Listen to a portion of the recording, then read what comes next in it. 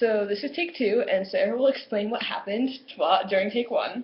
So, at first, the video camera just kind of cut out on us, and then we were trying to figure out where exactly it cut off on us. A spider about this big really starts big. like hopping across our floor. So we had to deal with that before we come back to you. I don't deal well with spiders. No. And Amanda freaked out as well. And my sister was useless as soon as she saw how big the spider was. So we had to deal with that and take a break from our video no blog. one's in their room for them to come and kill the spider for us. So, but it's dealt with. The spider's gone, which is good. So and now we're still kind of calming down from the spider because it was huge. So we are going to continue our video blog. This is part 2, and we left off. Being Wallflower. Yes, and we left off where Charlie. We're about how he's naive about walking in on his sister. Yeah. And her boyfriend. So we pretty much wrapped that up. So we were going to move on to the point of views in the movie. So, like how in the book, it's all Charlie's point of view because Charlie's the one writing the letters, Charlie's the one telling us everything, but in the movie, we get to see, like, everybody's reactions around him. And I really feel like that's what helps build everything because it's not just one person's perspective only. We get to see how Patrick reacts to everything with his relationships and about how he kind of uses Charlie in a way, and then about Sam and Craig, Mary Elizabeth finding her new guy, all that stuff. You see it in the movie. Yeah, it's really multidimensional in the movie because you get to see, like, the reaction when Charlie kisses Sam. Like, we know in the book Charlie knows that what he did was wrong, but you get to see everyone. It was like middle school drama all over again. Yes, so having all of those people, and the actors were really good. I think they picked a really good cast for this movie, in my opinion. I liked everybody. I really liked Emma Watson. Yeah, she was good, and Patrick's character was really cool too. So they all did a really good job in, like, showing all that emotion and expression. Especially because it's like Emma Watson is like Hermione Granger, and seeing her in a role that's completely different than that. I thought she did a great job. Yeah, and Charlie is Percy Jackson. So I didn't realize, but so it was cool to see the characters like in these iconic movies that we know play some like a lot deeper than their other characters. So they did a really good job with that. And then we're going to talk about Sam and Charlie's kissing scene. Book versus movie. Well, let's just say it's completely different in the it's different in the movie because it's like all it really is them kissing and then kind of falling on her bed. Yeah, and then Sam touches Charlie's leg. And then he just kind of pushes her away, and that's about it. But it's in the book where they're reading, and it's like there's some heavy petting going on there. Underneath the clothes, and it's like he's all fine when he's doing stuff to her, but it's like as soon as she touches him underneath his pants, it's like, nope, we're done. Gotta stop. Yep, gotta stop. And that goes back to Aunt Helen, which was another topic we wanted to talk about.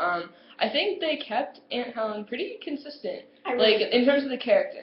And I think it helps build because it's like all you hear about from her is how she was this Charlie just idolized her. Loved her. And it was like he felt so guilty over her death because she was getting his Christmas present. His second present. Yeah. And he felt like if she hadn't been getting that, she would still be alive. Yeah. And then in the end, when you find out about what Aunt Helen did to Charlie, I was completely shocked. I was not expecting that at all in the book or the movie. No, even knowing what was going to happen, it still was like a complete shock. And they didn't really talk about it in the book as much. Like in the movie, he goes into some detail about it, and the book is just glazed over. And I think it's because in the movie they don't really talk about how Aunt Helen herself was molested.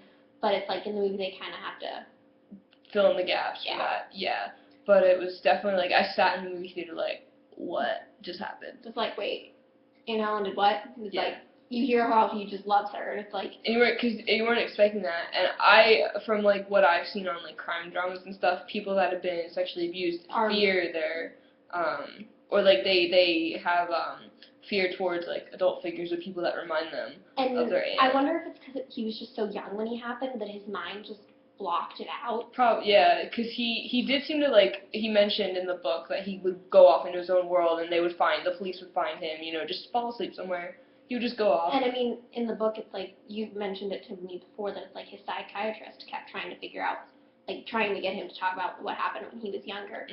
And I don't know, like they were trying to hint that something happened, like that Charlie was molested by Aunt Helen, just because every time it was mentioned, it was like something bad happened to her, and then you find out that she was molested herself. Yeah. So it's like, Yeah. And it's like they talk about how he was a lot closer to her than his siblings were. So. Yeah, but book or movie, I wasn't expecting any of that. No, it was like, what?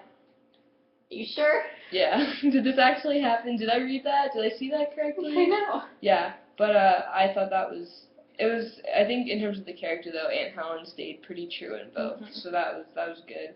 And finally, we have Charlie's mental break as our last topic.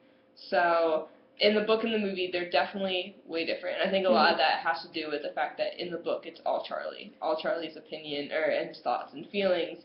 In the book, it's everyone. Like in the book, they find him naked on a couch.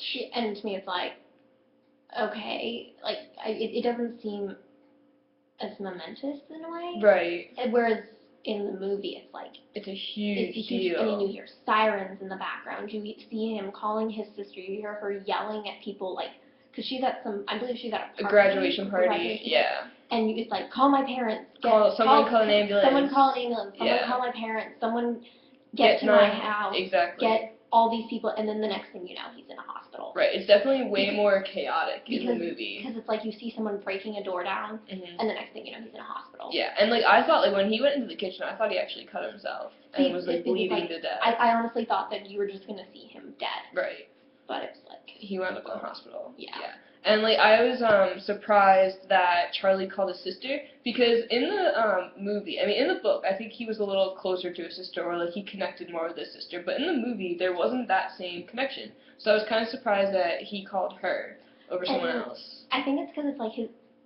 Like I kind of got that he was close-ish with his brother, like they're brothers. And he looks up to his brother, I definitely think. But it's like his brother was at school. His brother was just too far away for him to call.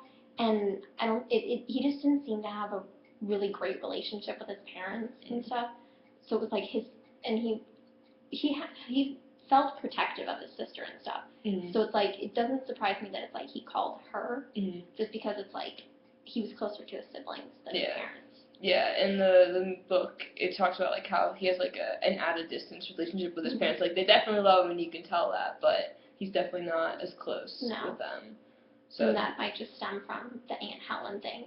Yeah, but I definitely agree with you that the movie scene was way more powerful than the book scene. And I mean, the book scene as well. It's just Charlie's thoughts and opinions, and like he's not going to remember his mental breakdown that well, just what other people tell him. Literally just, like, he's gone. It's like he's just locked in his mind somehow, and it's like he's having an out-of-body experience. Right. So like all you get is what other people told him, and then he tells us. So what they could be saying could be off.